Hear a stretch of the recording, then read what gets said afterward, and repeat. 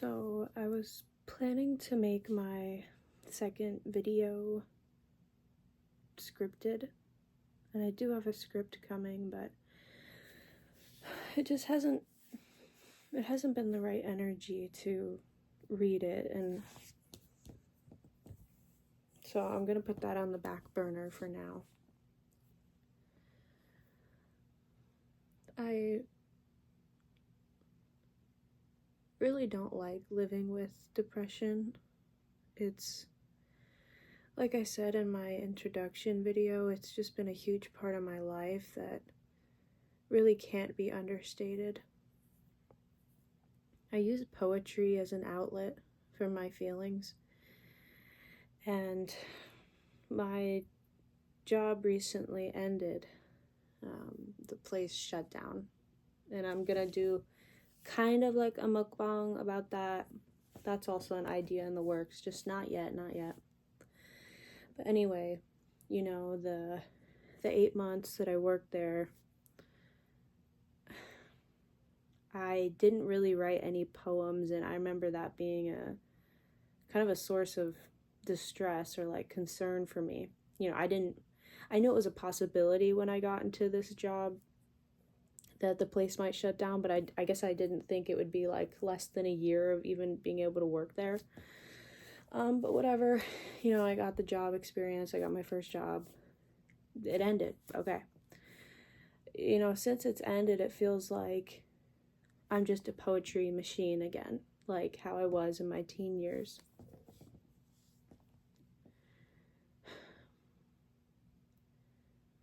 I feel like it's harder to not script videos because I want to jump from topic to topic, and it can be a little harder to follow. But, I've been thinking lately that being sad is no excuse to not believe in God. And I do believe that. It does make it a lot harder to praise God, though. But I walked away from Jesus for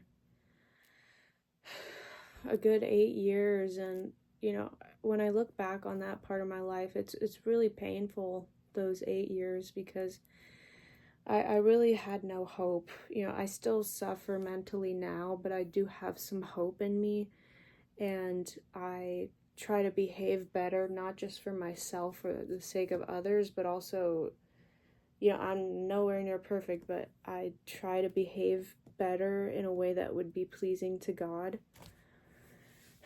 And I think about those 8 years and how it was like the most foolish thing I could have done was to run away from God and try to live life my own way. But, we all live and learn, right?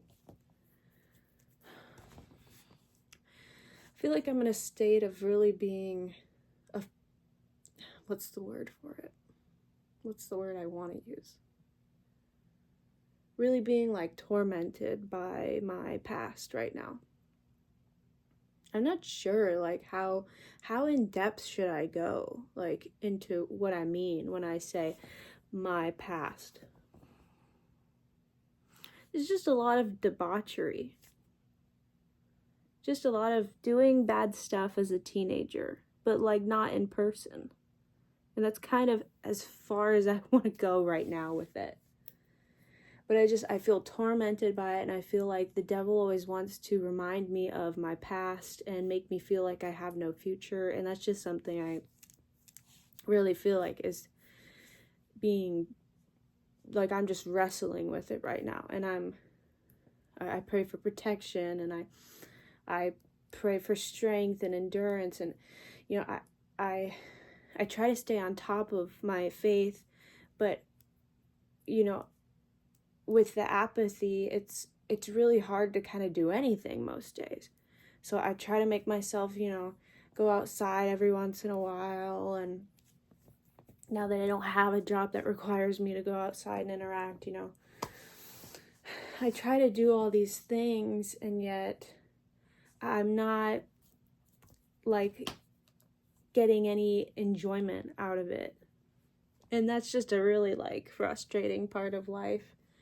I mean, I still have hope that I'm gonna get out of this particular funk and things will be better again.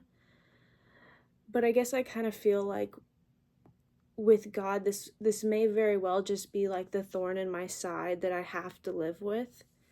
And if that's what it is, that's his will. Like I'll deal with it. I have unfortunately lost a lot of years to this. I think it's like damaged my brain to be this upset growing up and into my 20s and just going on and on and on, right? I want to like send a message of hope, but like living with chronic depression, like dysthymia in particular, which is persistent depressive disorder, like how am I supposed to give hope? I feel like the only real hope I can give is talking about Jesus and his sacrifice for us and relying on him for strength, because like being a recovering hedonist, I've lived deeply in the sin of lust in particular, envy, gluttony. I've lived all these things kind of very deeply, maybe not to the full extent you can live in life, but I have experience with that. So I feel like it's foolish to tell people like, oh, have hope in the world, like doing this will make you feel happy, getting this amount of money and this job, and if you buy this item, then you'll be happy. I mean, I just don't think that's true. I do think we can get happiness from these things in life, but it's really not everything. And it's fleeting at the end of the day. And God is the only one that's like there for us always. And he just wants us to turn back to him. And, I still run from God every now and then. Having faith is a process. It's a process. I guess I really want to keep trying to talk about being depressed and being a Christian, because I want to show that just because you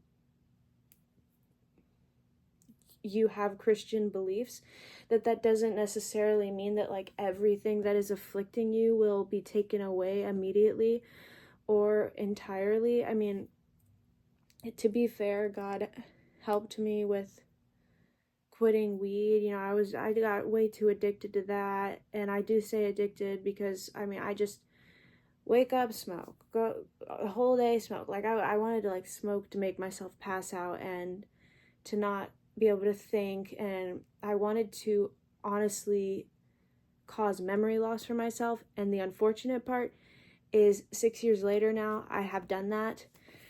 And I say 6 years later because when I was 19 is when I was like really, really heavily smoking, and it messed with my brain.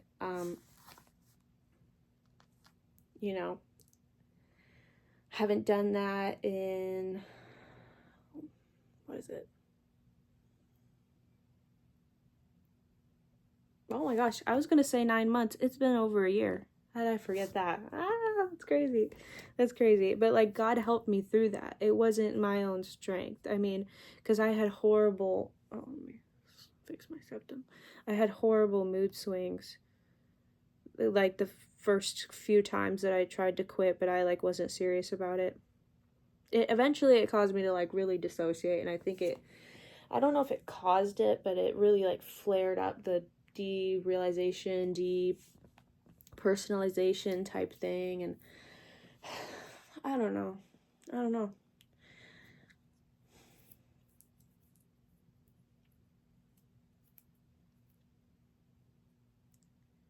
I just want to live like a peaceful life and be able to enjoy the things that I should enjoy. Like, I don't want to feel like it's like an exhaustion to think about continuing to write my novel. Like, I don't want to think about when I have to compile my poetry to submit it to publishers. I don't want to think that way if I like oh, I want to keep reading a book. Like, this is a book I'm reading right now. The Piano Teacher. I watched the movie when I was 21. Like, I don't want to feel like that. And I'm just kind of venting my frustration because it's like I don't blame God for my affliction in life. I mean, I think a lot of it is just my life experience and not getting help when I was younger, like not really being seen, not being heard. I think it's really important to talk about dealing with depression, like the numbness, the apathy, but also believing in God, also finding the strength to love God and like not fall into the trap of blaming him for my suffering. You know, I mean, I have gotten angry with God before. I've had those moments, so I get it. But yeah, I'm still trying to figure out where exactly this channel is gonna go. I guess we'll see, you know.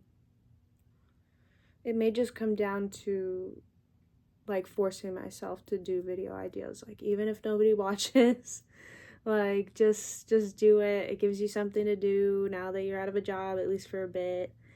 And yeah, well, I actually do feel kind of better after talking about this, so that makes me feel kind of good.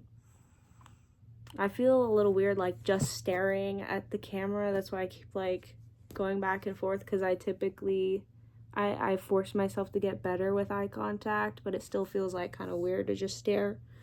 But yeah, I guess this has been a good talk. I hope you, I was gonna say I hope you relate, but I hope you don't relate. But if you're watching this for this long, I mean, you probably do, right? Well, God bless you, and please endure in your depression if you're suffering from it.